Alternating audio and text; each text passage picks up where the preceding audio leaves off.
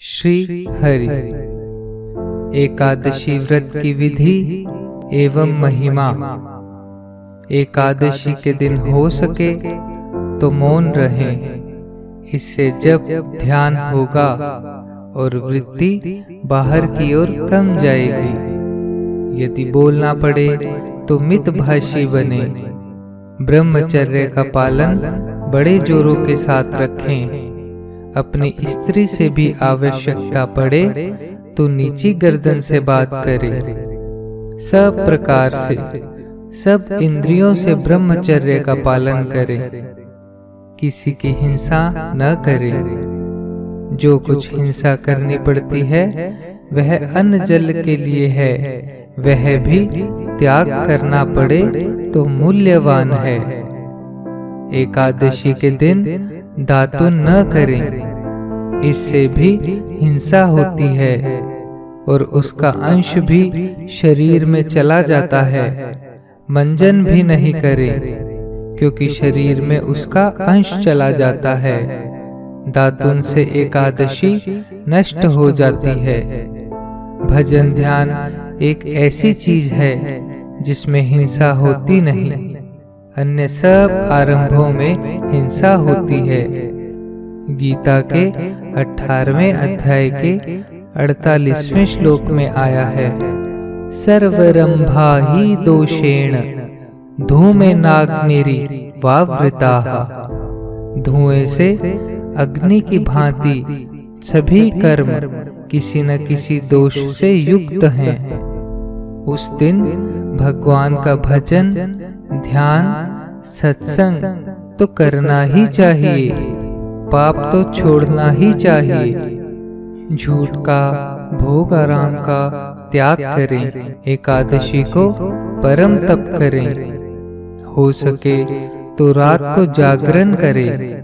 एकादशी को जागरण करने का ज्यादा महात्म्य है।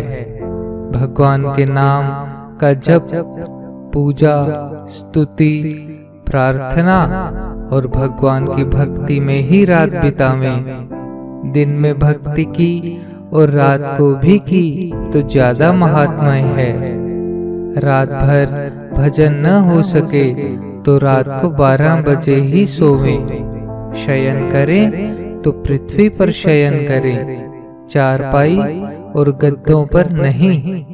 सब भोगों का त्याग करें। इंद्रियों को काम दें। कानों से भगवान के नाम गुण का श्रवण करें। वाणी से भगवान के नाम का जप करें। महिमा का गान करें और मन से भगवान का ध्यान करें। पवित्रता से रहें। गंगा में 3 समय स्नान करें। अन्य दिन न हो सके तो एकादशी को तो करना ही चाहिए और सारा दिन पवित्र व्यवहार में बितावें। हृदय पवित्र रखें। काम, क्रोध, लोभ का बुरा भाव नहीं आवे। व्यवहार में काम, क्रोध, द्वेष का काम नहीं हो। हृदय का भाव भी पवित्र होना चाहिए।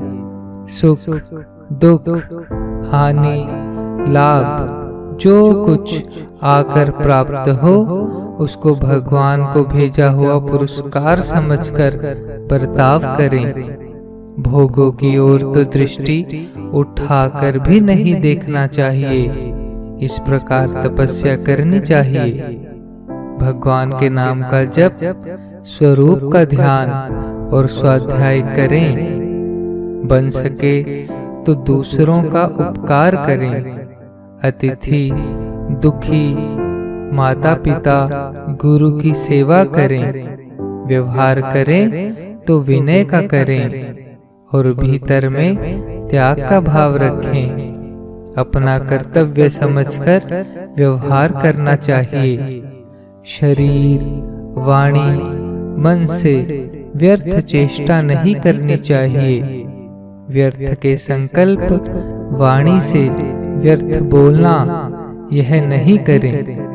बोलें तो नम्रता पूर्वक बोलें। कोई भी अपराध कर दे तो क्षमा कर दें।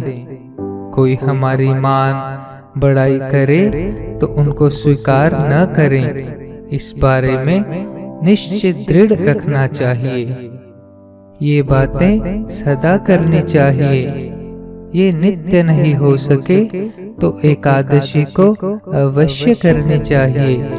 उपवास नहीं कर सके तो एक बार ही भोजन, केवल फलाहार इत्यादि ही करें, अन्न का बना भोजन नहीं। उपवास करने वाले को द्वादशी के दिन भी एक बार ही भोजन करना चाहिए। जिस दिन एकादशी को तीनों तिथियां पड़ जाएं, तो उसे त्रिस्पर्शी एकादशी कहते हैं। 3 तिथि एक दिन हो, उस एकादशी का बड़ा महात्म्य है।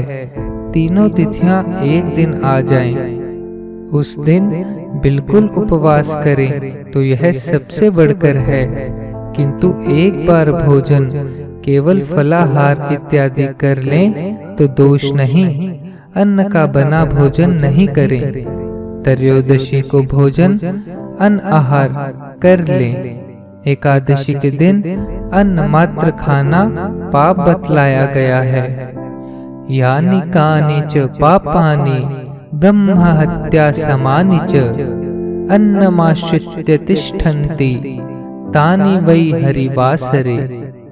ब्रह्म हत्या तक के जो कोई पाप हैं, वे सारे एकादशी के दिन अन्न में आकर बैठ जाते हैं। बीमार के लिए सब बातों की छूट है। आप एकादशी नहीं करेंगे तो पाप नहीं लगेगा, अन्न खाने से पाप लगेगा। एकादशी से पापों का नाश होता है, यह बताया है।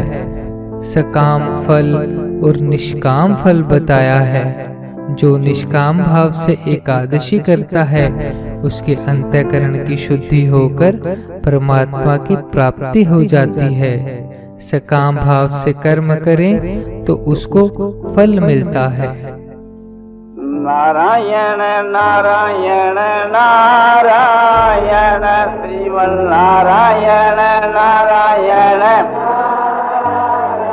श्रीमन्नारायण नारायण श्रीमन्नारायण नारायण श्रीमन्नारायण नारायण श्रीमन्नारायण नारायण श्रीमन्नारायण नारायण श्रीमन्नारायण नारायण श्रीमन्नारायण नारायण नारायण नारायण